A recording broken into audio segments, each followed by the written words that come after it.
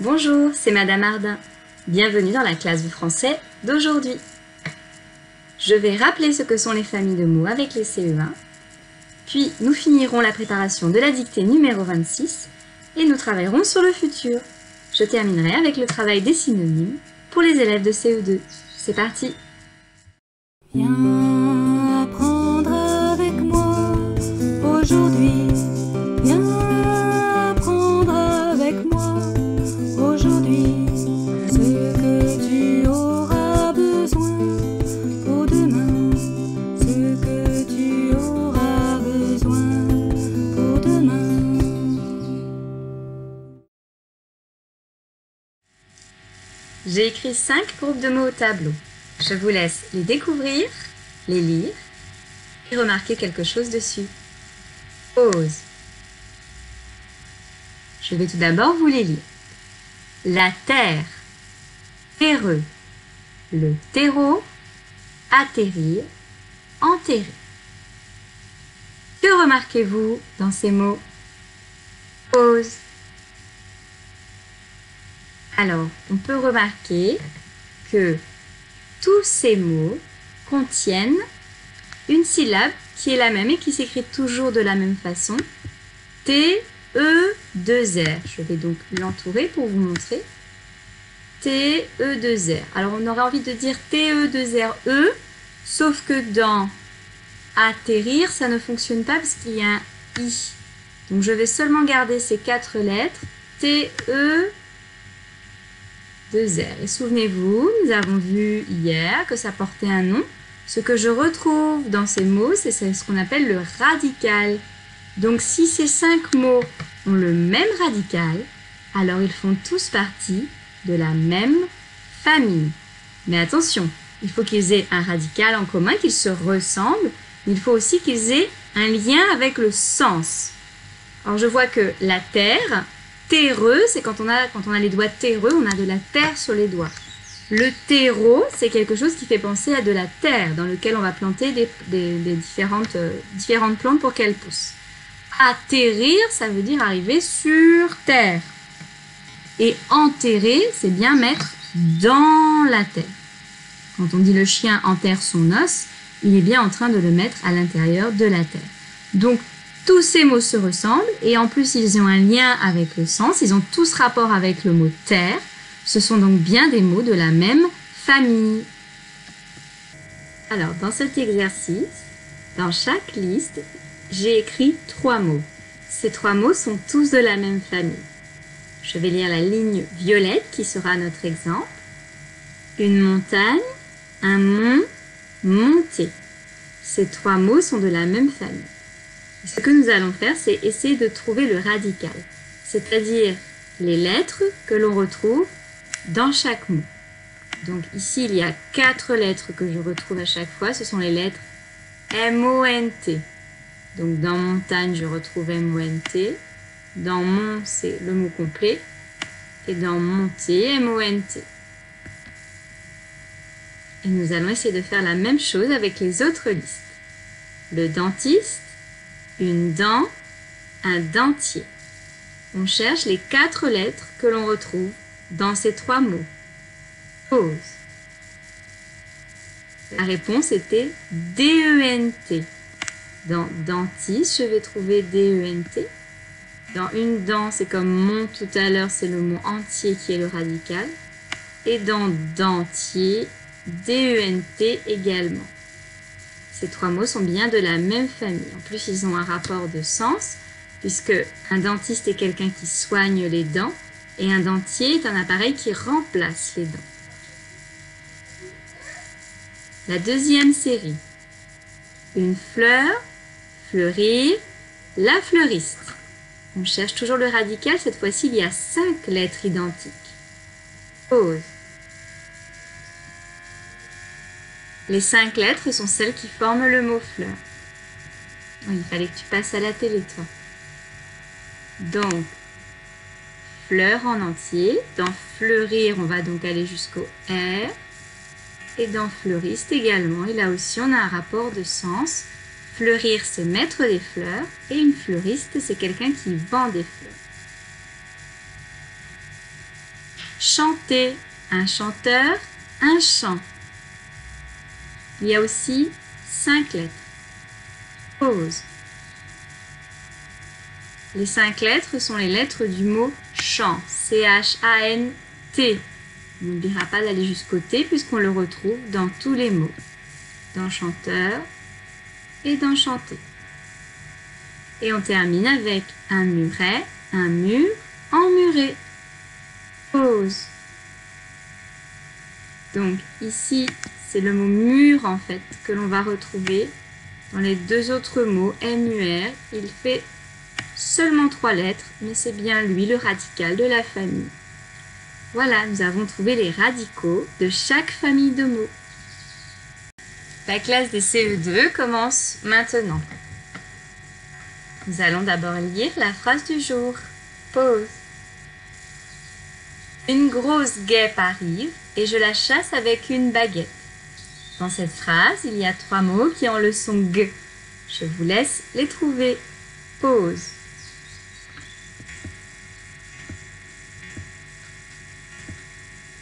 Il y a le G de grosse, G-U de guêpe et G-U de baguette. Donc on se souvient que devant le E, le I ou le Y, pour avoir le son G, je dois mettre un U muet.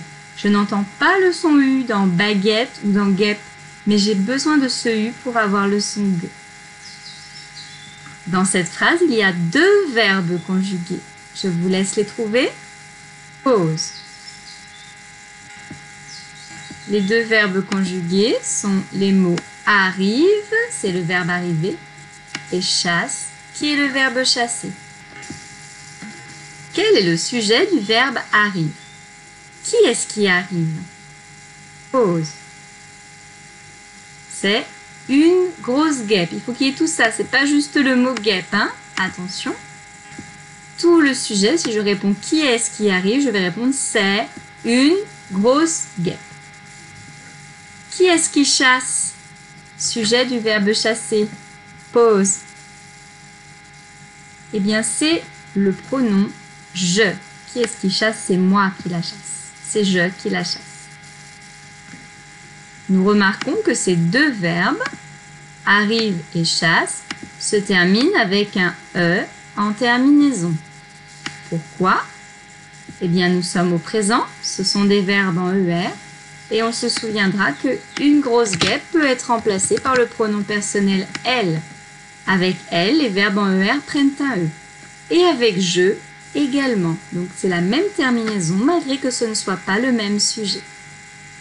Prenez maintenant un temps pour recopier cette phrase avec majuscule et point et tout ce que nous avons vu. Pause.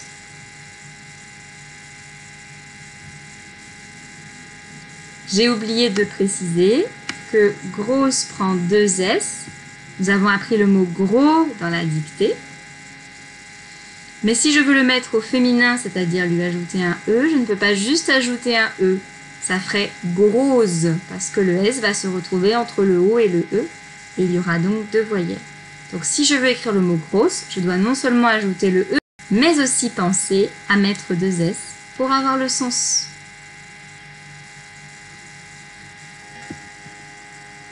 Voici un petit exercice de révision sur le futur. Sur ce côté-là de l'écran, j'ai des sujets. Certains sont des pronoms personnels, d'autres sont des groupes nominaux, comme nous venons de voir, la grosse guêpe, mais sont aussi des sujets. De l'autre côté, j'ai la fin de la phrase qui commence par le verbe. Donc, le sujet, le verbe. Il faut relier chaque sujet à la bonne phrase. Mais attention, je dois respecter les terminaisons. Je suis au futur. Je rappelle que pour je, par exemple, la terminaison est AI. Et il n'y a pas je parmi les sujets, donc on va voir avec quoi vont ces autres sujets. Je vais faire un exemple avec le premier. Tu. Je sais qu'avec tu, les verbes au futur se terminent en AS. Je vais donc chercher de l'autre côté quel verbe se termine en AS. Parce que je peux très bien écrire tu pétriras son pain. À l'oreille, ça va très bien. Mais pétrira ne se termine pas en AS. Il ne peut donc pas avoir tu comme sujet. Seront non plus. dîneras AS. Eh bien, voilà la bonne réponse. Tu dîneras. Je peux relier ces deux réponses puisqu'il y a AS. Je passe maintenant à la boulangère. Vous essayez de trouver ce qui peut correspondre avant de remettre la vidéo. Pause. Alors, il y a en réalité deux bonnes réponses, parce que la boulangère correspond à elle sans S. C'est une seule personne. Il suffit d'avoir comme terminaison A. Je peux donc choisir pétrira son pain ou viendra plus tard. Mais une personne qui pétrit le pain, en général, c'est une boulangère. Donc, au niveau du sens, cette phrase-là conviendra mieux. Nous passons à vous. Pause. Avec vous, il faut que le verbe se termine en EZ. Le seul verbe qui se termine ici en EZ est « vous aurez plus de chance ». Je vais donc relier vous avec cette phrase. Marianne. Je précise que c'est un prénom. Pause. Comme la boulangère tout à l'heure, Marianne peut se remplacer par elle sans S. Donc voilà la deuxième terminaison en A. Marianne viendra plus tard. Et normalement, si je ne me suis pas trompée, le dernier sujet va avec le dernier verbe. Nous allons vérifier. Toi et moi serons au premier rang. Alors, c'est le seront de ONS, c'est nous normalement le sujet. Mais toi et moi, ça correspond bien à nous. C'est bien égal à nous. Nous avions déjà vu précédemment que mon cousin et moi, c'était nous aussi. À partir du moment où j'ai une personne ou un groupe de personnes mais que je suis dedans, qu'il y a et moi, eh bien je peux toujours le remplacer par le pronom nous. Donc il n'y a aucun problème. Toi et moi, je peux mettre la terminaison de nous. ONS seront au premier rang.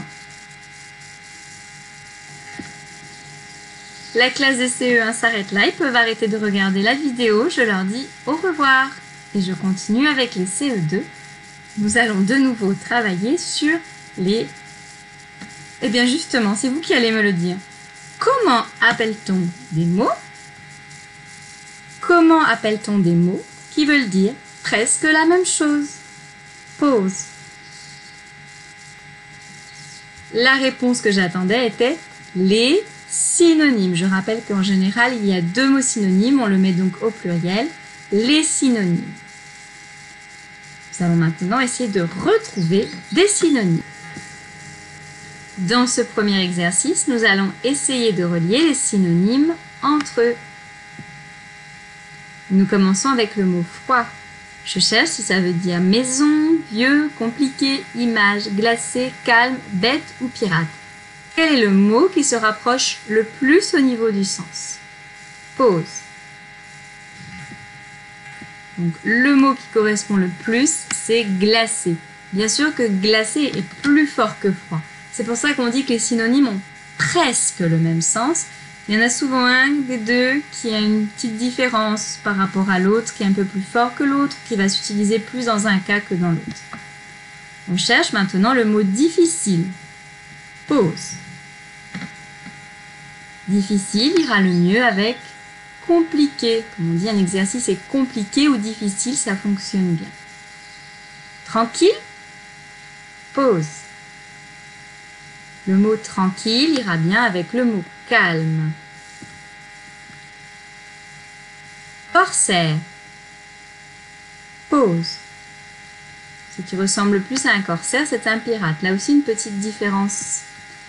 Le pirate travaille pour lui-même, alors que le corsaire est normalement employé par le roi d'un autre pays pour aller voler sur des bateaux. Une demeure. Pause. Une demeure, c'est une grande maison. Donc, je vais pouvoir le mettre avec maison. Ancien, ça c'est facile. Pause. Ancien, vieux, il me semble qu'on l'avait déjà vu dans un exemple. Illustration. Là, il faut se souvenir de la leçon sur les parties du livre pour retrouver celui-là. En même temps, je n'ai plus que deux possibilités. Image ou bête. Pause. Donc, une illustration, nous avons vu que c'était les images dans les livres. Donc, c'est le mot image qui correspondra le mieux. Et donc, forcément, idiot va avec bête. Effectivement, idiot et bête, ce sont des synonymes.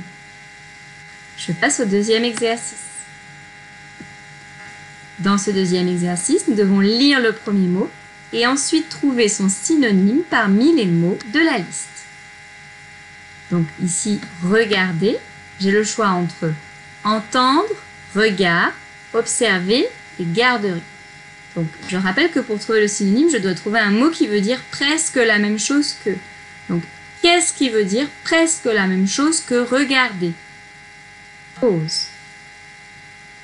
Et si je dis que je regarde quelque chose, je peux aussi dire que je l'observe.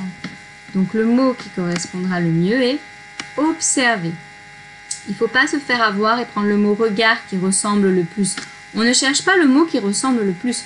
On cherche le mot qui veut dire la même chose. Je ne peux pas dire je regarde, je regarde. Je ne peux pas remplacer ces deux mots-là, c'est pas possible. D'ailleurs, regarder est un verbe. Son synonyme ne peut être qu'un verbe. Ça ne peut pas être un nom ni autre chose. Malfaiteur. On choisit entre bienfaiteur, défaire, policier ou bandit. Pause. Et bien, le mot qui correspond est bandit. Quand on parle de malfaiteur, on parle de gens qui font des mauvaises choses. Donc on pourrait aussi dire des bandits. Bienfaiteur, c'est le contraire, c'est quelqu'un qui fait de bonnes choses. Défaire est un verbe, je vous ai dit que c'était pas possible, donc là on a un nom, ça doit être un nom. Et le policier, ce n'est pas celui qui fait mal les choses, c'est plutôt le bandit. On passe à plaisanterie. Est-ce que c'est une blague? Est-ce que c'est un drôle? Est-ce que c'est rire? Est-ce que c'est farceur? Pause. Donc, une plaisanterie, c'est pratiquement la même chose qu'une blague. Bébé. Est-ce que je peux le remplacer par bercer, nourrisson, biberon ou maman? Pause. Eh bien, peut-être que vous ne connaissiez pas ce mot, mais le mot qui correspond le plus est nourrisson. Hein? Attention, bébé et maman, c'est pas la même personne. Je ne peux pas dire qu'ils sont synonymes. Un nourrisson, c'est un petit bébé qui a encore besoin d'être nourri. Magnifique. Terrible, beauté, splendide, admiré. Pause. Eh bien, le mot qui correspond ici est splendide. Je pouvais déjà enlever beauté et admirer parce qu'il y avait un verbe et un nom alors que je cherche un adjectif. Et entre terrible et splendide, c'est splendide qui correspond le mieux à magnifique. C'est magnifique, c'est splendide. Voilà, c'est tout pour aujourd'hui. Je vous dis à bientôt. Au revoir.